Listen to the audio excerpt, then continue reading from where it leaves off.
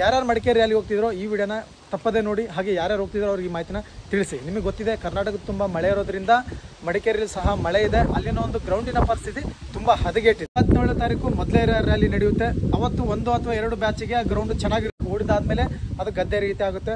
So ಓಡೋರಿಗೆ ಒಂದು ಸಲಹೆ ಕೊಡೋಕೆ ಇಷ್ಟಪಡ್ತೀನಿ. ಏನಪ್ಪ ಅಂತಂದರೆ ಸ್ಟೇಡಿಯಂ ಕಡೆ ಬಂದಾಗ 100 ಮೀಟರ್ 80 ಮೀಟರ್ಸ್ ಏನಿದೆ ಅದು ಸ್ವಲ್ಪ ಗಟ್ಟಿಯಾಗಿರುತ್ತೆ. ಕಾರ್ನರಲ್ಲಿ ಓಡಿದ್ರೆ ಮಾತ್ರ ಗಟ್ಟಿ ಸಿಗುತ್ತೆ.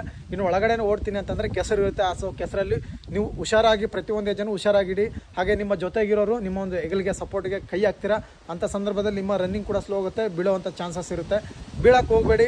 ಹಾಗೆ ನೆಕ್ಸ್ಟ್ ಏನಪ್ಪ ಅಂತಂದರೆ ಬರೆಕಾಲಲ್ಲಿ ಓಡಬೇಕಾ ಅಥವಾ ಶೂ ಅಲ್ಲಿ ಓಡಬೇಕಂತ ಕೇಳ್ತಿದ್ರೆ ಅದು ನಿಮ್ಮ ಇಷ್ಟ. ಸೊ ನಾನು ಓಡಿದ್ದು ಅದೇ ಗ್ರೌಂಡಲ್ಲೇ ಇದೇ ರೀತಿ ಮಳೆ ಬಂದಾಗ ನಾವು ಓಡಿದ್ದು ಬರೆಕಾಲಲ್ಲಿ. ನಾವು ಸಹ ಶೂ ಅಲ್ಲಿ ಓಡ್ತಿದ್ವಿ, ಆದರೆ ಬರೆಕಾಲಲ್ಲಿ ಓಡಿದ್ವಿ ಆ ದಿನ. ಸೊ ಸಕ್ಸಸ್ನ ಕಂಡ್ವಿ.